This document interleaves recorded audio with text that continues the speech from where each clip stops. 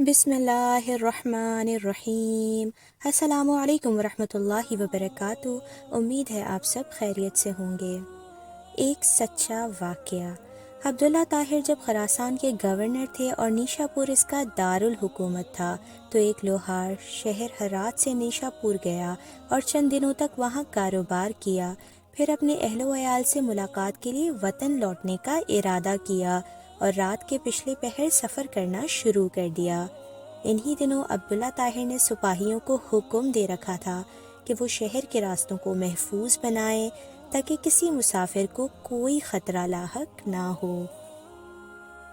اتفاق ایسا ہوا کہ سپاہیوں نے اسی رات چند چوروں کو گرفتار کیا اور امیر خراسان عبداللہ طاہر کو اس کی خبر بھی پہنچا دی، لیکن اچانک ان میں سے ایک چور بھاگ گیا۔ اب یہ گھبرا گئے کہ اگر امیر کو معلوم ہو گیا کہ ایک چور بھاگ گیا ہے تو وہ ہمیں سزا دے گا۔ اتنے میں انہیں سفر کرتا ہوا ایک لوہار نظر آیا۔ انہوں نے اپنی جان بچانے کی خاطر اس بے گناہ شخص کو فوراً گرفتار کر لیا اور باقی چوروں کے ساتھ اسے بھی امیر کے سامنے پیش کر دیا۔ امیر خراسان نے سمجھا کہ یہ سب چوری کرتے ہوئے پکڑے گئے ہیں، اس لیے مزید کسی تفتیش و تحقیق کے بغیر سب کو قید کرنے کا حکم دے دیا۔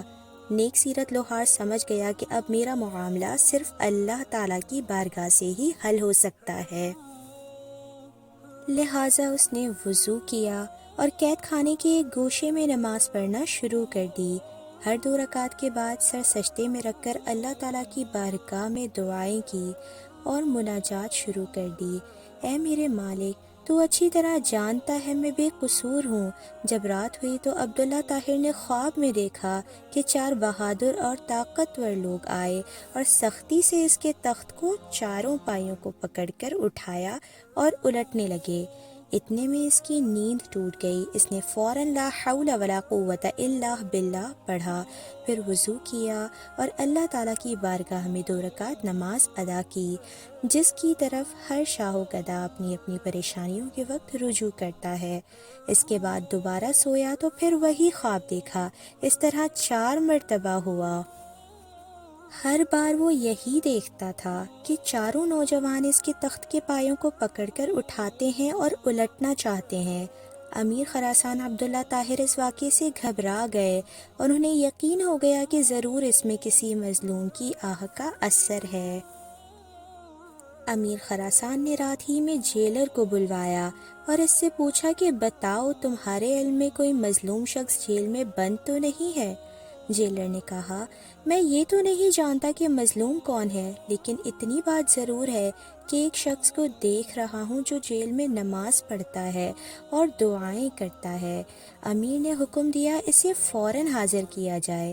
جب وہ شخص امیر کے سامنے حاضر ہوا تو امیر نے اس کے معاملے کی تحقیق کی۔ معلوم ہوا کہ وہ بے قصور ہے۔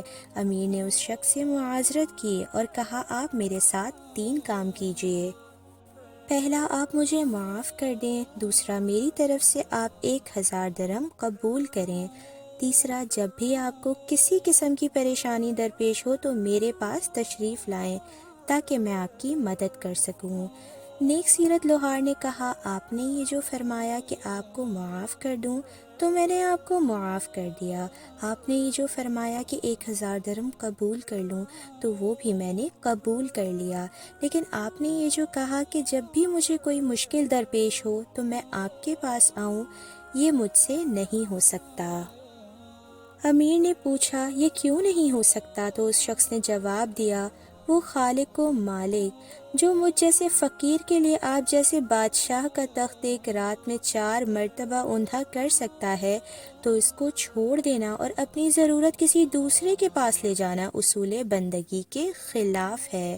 میرا وہ کون سا کام ہے جو نماز پڑھنے سے پورا نہیں ہو جاتا کہ میں اسے غیر کے پاس لے جاؤں؟ یعنی جب میرا سارا کام نماز کی برکت سے پورا ہو جاتا ہے تو مجھے کسی اور کے پاس جانے کی کیا ضرورت ہے؟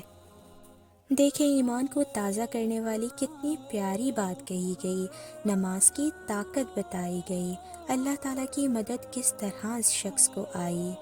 کوشش کریں دوسروں سے امیدیں نہ لگائیں، اللہ سے امید لگائیں، وہ بہت رحیم ہے، کریم ہے، ہماری ہر مشکل میں ہمارے ساتھ ہے۔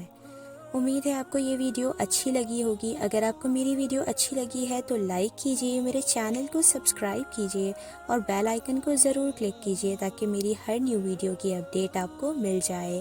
اسی کے ساتھ اجازت چاہتی ہوں، اپنا بہت خیال رکھیے گا، مجھے دعاؤں میں یاد رکھیے گا۔ اللہ حافظ۔